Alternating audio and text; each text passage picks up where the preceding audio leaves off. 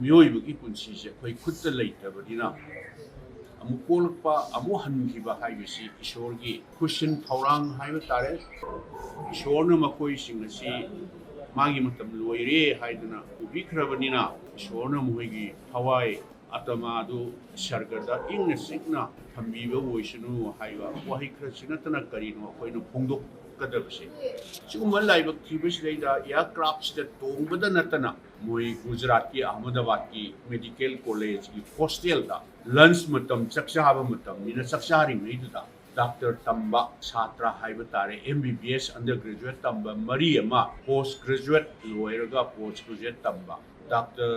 मंगा मुसु cross तौबुद यावरे सीरे अदगी doctor निफु अमा हेनबना असोक अपन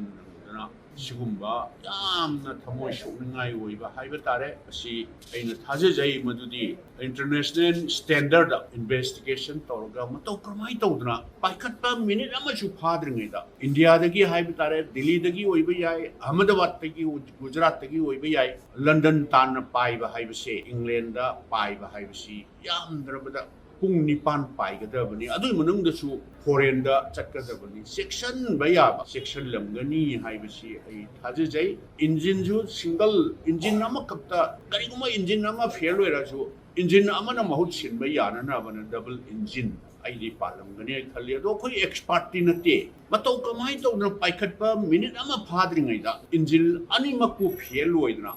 अयाम्बना एरोप्लेन से मयाम सुम तोंबीबा मतमदा अवांगबसे ग्राउंड लेवल दगी फुट लिसिंग अमगे मथक्ता वांग पाइबंग हक्तने लिसिंग अमगा चनी सहम लिसिंग अम चंगा चात्रु वांग पाइबंग हक फुट चात्रु फाना पाइखत्रिङैदा कमाय तौदना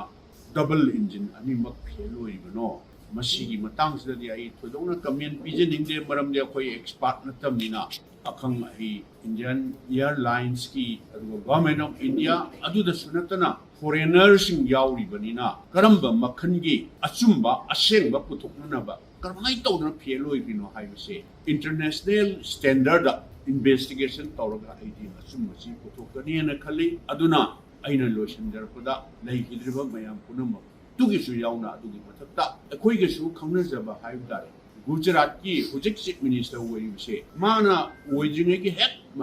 मथंग दुदा ओइरंबा विजय रूपानी ना एक्स चीफ मिनिस्टर अमसु यावबनि सीबसले या राष्ट्र तौबसले विजय रूपानी से याम फबा मिनी अखोइ खंगनै अखोइ मतमदा चीफ मिनिस्टर ओइबिरंबनि यामना दुकी मतिक चंबा यामना सिंपल ओइबा मिने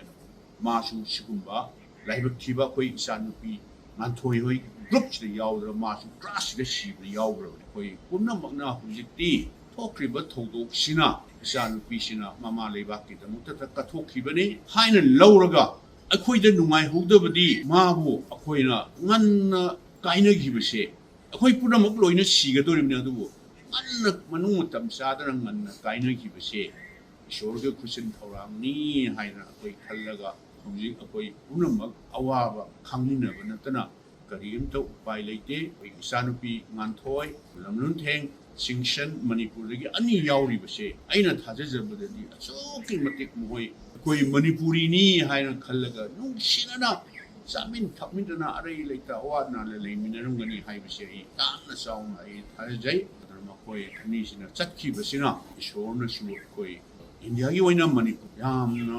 अइंबा शांति लेबा पुरपु ओइसनु कोई खुदंबक मोखोइबु ईश्वरना